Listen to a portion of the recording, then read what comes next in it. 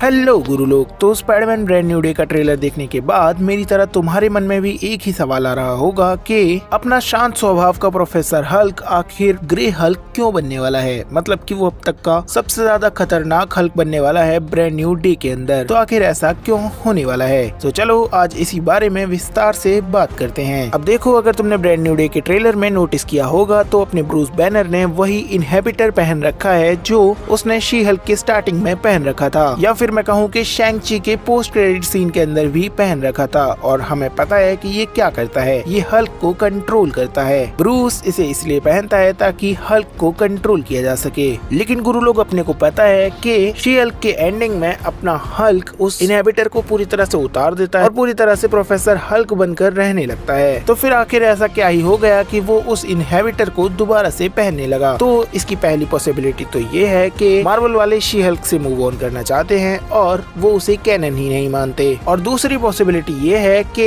हो सकता है कि ब्रूस बैनर को हल्क काफी लंबे टाइम से परेशान कर रहा हो अंदर से बाहर आने के लिए, जिसकी वजह से उन्होंने एक नया डिवाइस और ज्यादा शक्तिशाली डिवाइस बनाया हो। अब देखो, हमने जब कभी भी हल्क को देखा है, रेज मोड में भी जब भी देखा है, तो वो हमेशा ग्रीन हल्क बना है, कोई और कलर का हल्क वो बना ही नहीं है आज तक। तो फिर ऐसा क्यों है कि ब्रांड न्यू डे में वो ग्रीन हल्क ना बनकर ग्रे हल्क में टर्न होगा। तो इसके लिए तुम्हारे भाई के पास एक शानदार सी थ्योरी है। अब देखो, हमें पता है कि अपने स्पाइडरमैन को अपनी रियल आइडेंटिटी बतानी पड़ेगी ब्रूस बैनर को, और वो ना भी बताए तो ब्रूस बैनर पता लगा लेगा कि यही बंदा स्पाइडरमैन है। तो जब मूवी के अंदर जीन ग्रे बहुत ज्यादा आतंक मचाएगी और अपने स्पाइडरमैन और पनिशर दोनों ही मिलकर उसे नहीं रोक पाएंगे, तब अपना स्पाइडी मदद लेगा ब्रूस बैनर से। और यहाँ वो हल्क की मदद नहीं लेगा, वो ब्रूस बैनर की मदद लेगा ताकि वो जीन ग्रे को आजाद करा सके या फिर उसे कंट्रोल कर सके। या फिर ऐसा भी हो सकता है कि जैसे ही अपना ब्रूस बैनर स्पाइडरमैन की बीमारी को ठीक करके हटे, तभी वहाँ पर जीन ग्रे हमला कर दे और वो हल्क को माइंड कंट्रोल करने की कोशिश करे, यानी कि हल्क को बाहर निकालने की कोशिश करे।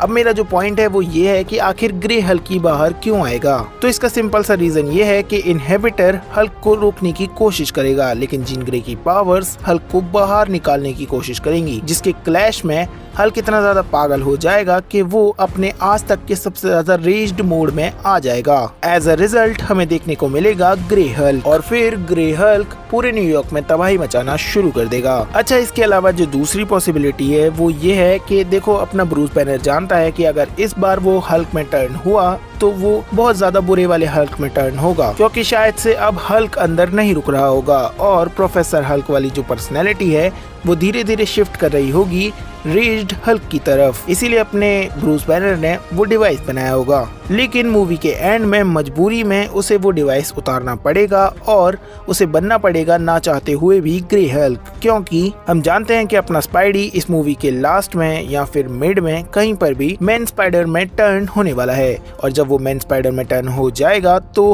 हल्क के अलावा ऐसा कोई माइका लाल नहीं है जो उसे रोक पाए। द हैंड से लड़ने वाले इस वाले सीन में हम देख सकते हैं कि वो कैसे मैन स्पाइडर में टर्न हो रहा है। उसकी आंखों का कलर पूरी तरह से ब्लैक हो चुका है, और जिनको भी लगता है कि ये वेनम सिम्बियोट वाला इफेक्ट है, तो ये ऐसा नहीं है, क्योंकि वो खुद कभी वेनम में नहीं बदलता। वेनम उसके सूट के ऊपर चढ़ता है, उसकी बॉडी पर कंट्रोल नहीं पाता। तो हो सकता है कि हमें मैन स्पाइडर और ग्रे हल्क की एक धांसू सी बैटल देखने को मिले स्पाइडरमैन ब्रांड न्यू डे के अंदर, या फिर ग्रे हल्क की तबाही तो पक्का ही देखने को मिलेगी, जिसे रोकेंगे स्पाइडरमैन, पनिशर और जीन ग्रे। और हो ना हो, इस बात के ज्यादा चांसेस हैं कि अपना ग्रे हल्क बाहर आएगा जीन ग्रे की वजह से, क्योंकि वो उसके माइंड को कंट्रोल करेगी। हमने ट्रेलर में देखा है कि जीन ग्रे या फिर जो भी विलन का कैरेक्टर है वो किस तरह से माइंड कंट्रोल कर रहा है, और यही सेम चीज हल्क के साथ होने वाली है। तुम्हें याद होगा जब वांडा ने उसका माइंड कंट्रोल किया था तो वो किस तरह पागल हो गया था। और अगर माइंड कंट्रोल की बात है तो जीन ग्रे